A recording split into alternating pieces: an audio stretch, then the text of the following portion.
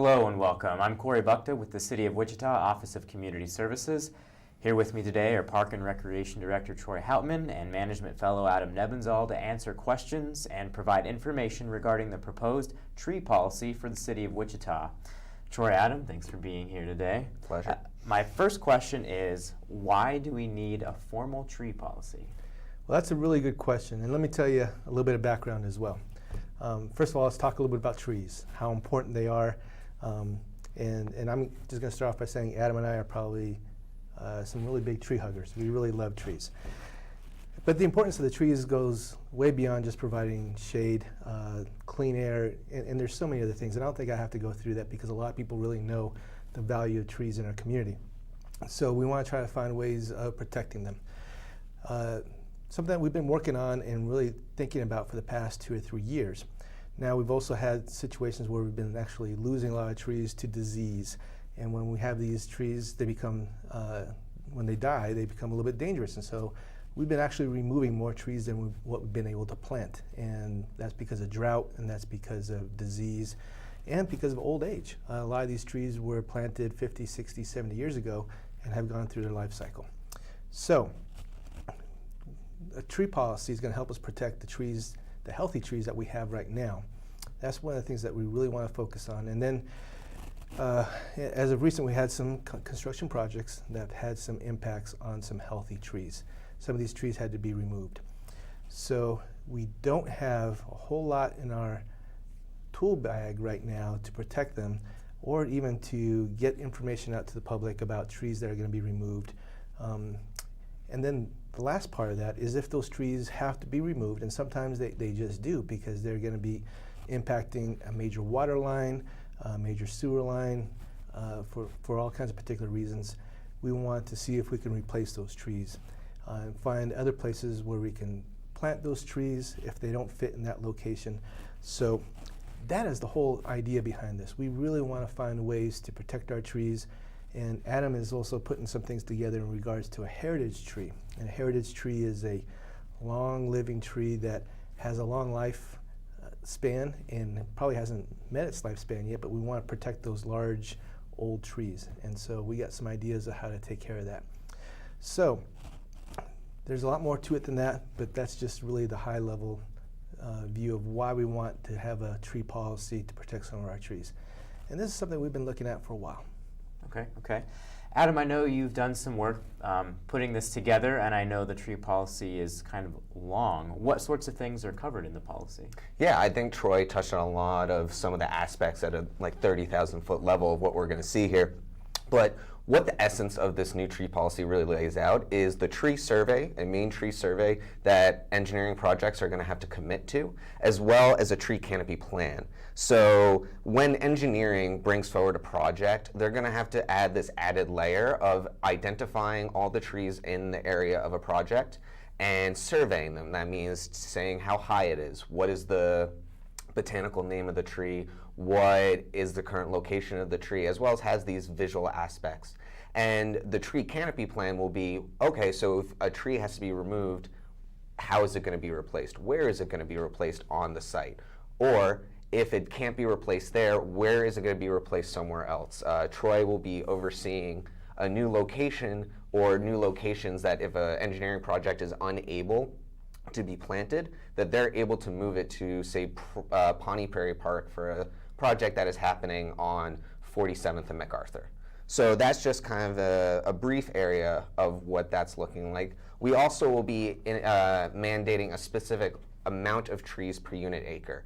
Looking at different areas in different cities and kind of getting a general sense, we decided on 30 tree units per acre. Now that'll vary, that will vary depending on the size of the acreage. So if it's a half acre, it'll only be 10 units for that, or 15 units in that situation. But what we'll see then is that if a tree is not able to be planted in that area because of, as Troy was saying, a water line or a regional utility corridor, we'll be able to plant those trees in a different location. And then finally, as Troy mentioned, a heritage tree program. So those are trees that are exceptional. Those are trees that if they were planted 50 years ago and they only had a lifespan of 35 years, and they're a size that is larger than what the average lifespan of the tree is supposed to be, and it's still in good condition, the public is able to even apply for that tree to become a heritage tree, and it'll put extra rules and regulations behind it before it's even removed. Troy will have to allow for that tree to be removed when a project is going forward, if it is deemed to be removable. Interesting. So it sounds like it covers a lot of areas. Mm-hmm. So let's say there's a new development being built in Wichita. Would this policy apply to that developer as well? No. So that's the most important thing here. I think a lot of people are concerned is how will this affect development right now? And what we're proposing with this policy, it is for city trees, on city land and right-of-way, and city projects only. So that will not be affecting any special assessment projects. That won't be affecting any private developments in any way. It is only for us to show that the city is committed to improving our tree practices to the community. And to follow up on that, we want this to be a foundation for others to use. We got to set the example, and we want people to see that we are trying our best to protect our trees and being transparent. And this is really going to force us to be transparent in regards to all of our construction projects. The tree survey that Adam was talking about is huge and important. That will really be the foundation of identifying best ways of doing the construction project with the least amount of impact on our trees. Now, we want people to look at this, and we want people to get excited about planting trees, about protecting trees, and so the private sector can follow this example. But even more so is a lot of private residents. We want to encourage them to plant trees. We want them to understand what the trees are, what their purpose is for, and what advantages they have in regards to putting in trees into the yards. Our public property that we manage and that we operate is only about 18% of the total city and the total canopy across the city.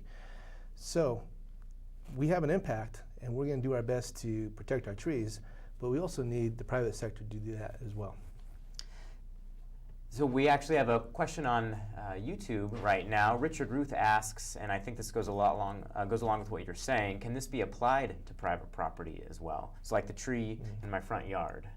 So as a policy that we're looking at right now, no. What we're looking at is what Adam had talked about is really a management tool for the city to follow. Now, like I said, this could be a foundation that could turn into an ordinance, some kind of variant of this. There's a lot of different ways it could go, and there could be a lot of other ways that council can direct us to go and work with the private sector in finding better ways of protecting the trees than no tree protection that we have right now. So what we want to do right now is take a first step, and we want to see how we can make things better within our own processes with the city. As I mentioned before, I think it's really important that we want to be a representative and pilot project so that other developers can see the benefits towards doing tree policies and tree plantings like this down the road. And so utilizing city resources, and like Troy said, 18% of the land, that's a great start. But down the road, we would love to maybe see something like that, as Troy mentioned. Yeah, so it sounds like what we're doing is starting by ensuring that we're taking care of our own canopy first and starting there. So there's a lot in the policy, as you mentioned. If people want to read the policy that is being proposed, where can they find that? So currently it is on Forum, the site in which we are utilizing for civic engagement. We also are going to be putting it up on our Park and Recreation website. If you go onto the Park and Recreation website, you'll see at the top line there's a bunch of different tabs: Parks, Events, Recreation. If you go under Parks and then you scroll down, you'll see Operations right there. Under there, and then you can go and it'll take you to a web page that describes our forestry practices, our tree maintenance practices, and it'll be a link to the forum to get you to the forum site, but it'll also give you a link to be able to download the document right then and there and read the policy for yourself. Excellent. We got another comment on YouTube. Richard Ruth again states a foundation might help property or homeowners to provide care for heritage trees. Most definitely. Prior to here, I worked for the city of Austin, where it had a very, very robust heritage tree program as well as tree protection, both in the public and private sector. And there was a group there called Tree Folks, and a nonprofit that raised money, went after grants, found ways to planting more trees, both in the private and public lands. They were a great resource for helping us with all kinds of different supports, special events, during Arbor Day, just on and on and on. So it's my understanding now we have something similar here in Wichita, ICT, or Canopy ICT. And it's a group that I just learned about 2.5 weeks ago. And some of their founders, I think we've talked to them a little bit here and there these past several months. But this is the kind of grassroots initiatives that we need. We need these folks to help us, particularly in the private sector, really encouraging people to take care of their trees. In regards to the Heritage Tree program, they would be a great partner. Yeah, it sounds like we're setting really the foundation for some good future action. Yep. What are the next steps for the tree policy proposal? So we got a lot of hoops to jump through. And what we're doing right now is, well, we had to start from somewhere. And we started putting something together. And we are taking this out to get some feedback. The forum is a great potential for getting a lot of feedback. The document is there, and we want people to read it so they can review it and give us some impact, or some feedback. That's what I was looking for, some feedback. We're also taking it to several of the boards and commissions. And next week we're taking it to the Park Board. We're going to take it to the Sustainability Board. We're going to be following up with all of those. And we have a small professional group that we've been working with. These folks are in the educational field and professional field and helping develop managing policies. And so we worked with them to start getting the groundwork on this moving. And we expect some back and forth information to come by. And what you see today, I don't think was going to be the final copy or the final draft. We might need to expand it. We might need to adjust some things. So the final hoop to take it through is we want to take it to council. Even though it's a policy, not an ordinance, but even though it's a policy, at the end of the month, we're going to take this to council for a, what's the word I'm looking for? Workshop. Workshop, thank you. Yes. And so at the end of every month, we take things to council for workshops, and even there we'll get some feedback. But at the very end of this, we'll take it to council for their approval. Even though it's not going to be an ordinance, it'll be an internal policy. We want their blessing on this because it'll strengthen the policy even more. Yeah, absolutely. Troy, Adam, again, thank you for taking the time to answer some questions. Remind us again, what are the upcoming public meetings where people can share? So on April 12th, I think that's this, no, 11th, that's this coming Monday. Yes. We'll be attending the Parks Board where people will be coming and speaking. We will be presenting. We will be, April 26th is the workshop, and April 27th or 28th, either that Wednesday or Thursday, we will be presenting to the Sustainability Integration Board. Excellent. I want to thank you all for watching. Again, you can join the discussion on Forum. That's forum.wichita.gov. Find the project for the proposed tree policy. Please give us all your feedback, and thanks again for watching.